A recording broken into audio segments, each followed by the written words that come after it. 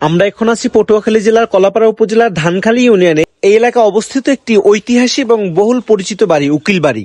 কিন্তু প্রশ্ন হলো, কেন আজও সবাই একে উকিল বাড়ি বলে চেনে? দক্ষিণ অঞ্চলের এই অঞ্চল ব্রিটিশ আমলে ছিল প্রশাসনিক বা বাণিজ্যিকভাবে গুরুত্বপূর্ণ। অনেক শিক্ষিত পরিবার, উকিল, জমিদার এবং ব্যবসায়ী এখানে বসবাস করতেন।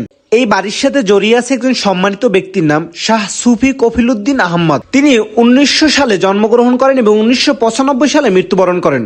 সেই সময়ে তিনি একজন ধর্মপ্রাণ, জ্ঞানী এবং সমাজসেবী ব্যক্তি ছিলেন। দীর্ঘ 95 বছর জীবনে তিনি এই অঞ্চলে মানুষের কাছে সম্মান এবং ভালোবাসা অর্জন করেন। সময়ের সাথে সাথে বাড়িটি আজ নীরব, কিন্তু এর প্রতিটি ইট জড়িয়ে আছে এক শতাব্দীর ইতিহাস। বাড়ির ভিতরে বিশাল একটি দিঘি রয়েছে। কালমুখে শোনা যায় এই দিঘির পানি একসময় এই এলাকার মানুষজন পান করত। বাড়ির ভিতরে একটা বড় দিঘি রয়েছে এবং একটা সুন্দর বাসভবন রয়েছে। এই বাড়ির সামনে রয়েছে সুন্দর একটা মসজিদ। আমাদের চারপাশে এত ঐতিহাসিক জিনিস রয়েছে, এটা আমাদের জানাই ছিল না। ভিডিও শেষে আপনার মন্তব্য করতে কিন্তু একবারও ভুলবেন না।